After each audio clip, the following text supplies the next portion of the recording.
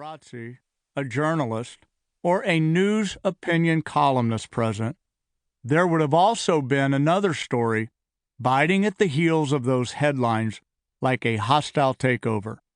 This story would have a different twist.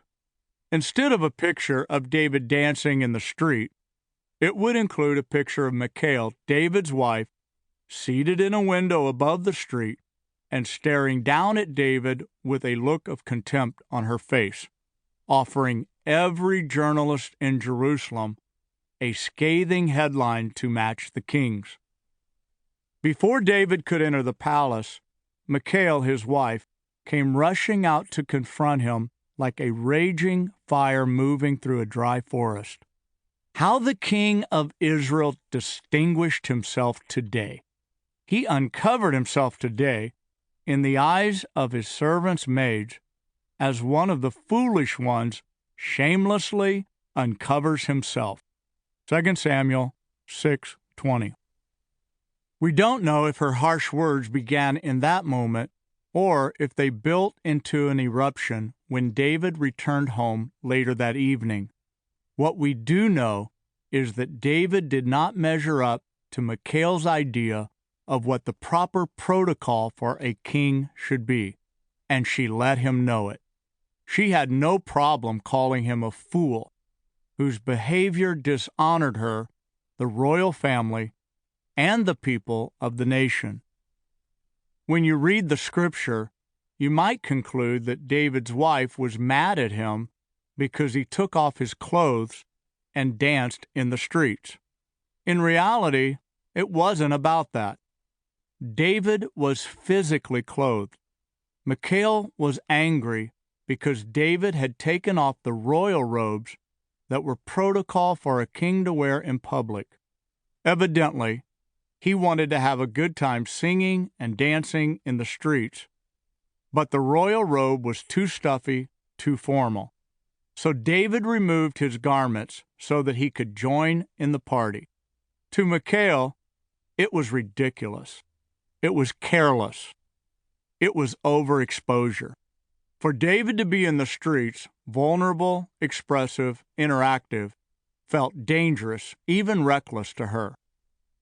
Before we jump to the conclusion that Michal was just a crazy, unreasonable woman, let's remember that we've all spent some time in the window. Uncomfortable with going to the street, we've all made the choice to keep our distance, play it safe, and watch from the window. Window watching has its own window logic. It provides a reasonable argument that says the window is the best, safest position to be in. It is always based on some form of fear that causes people to pull away from participation. That was the case for Michal. The fact that Michal was angry and afraid can, at least in part, be explained by the way she was raised. Her father, King Saul, went from being a fearless leader to becoming insecure and suspicious of everyone around him. By the time David came on the scene, Saul was a paranoid monarch who kept his guard up and kingly status in place 24/7.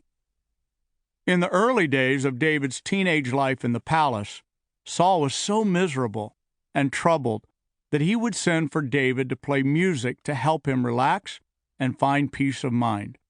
When David played the harp, it served as a sedative to the fears that were driving Saul into a deeper, darker place of seclusion.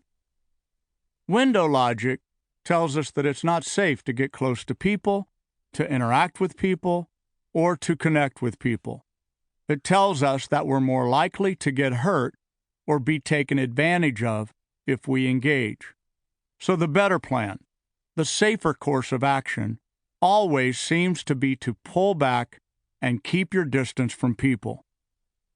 Naturally, those types of beliefs are easily transferred from a strong father to his children, and this appeared to be the case with Saul and Michal. Saul's window logic seemed to be the source of Michal's own ideas about proper protocol for a king. In her mind, the window was the right place for her, and if David was going to be in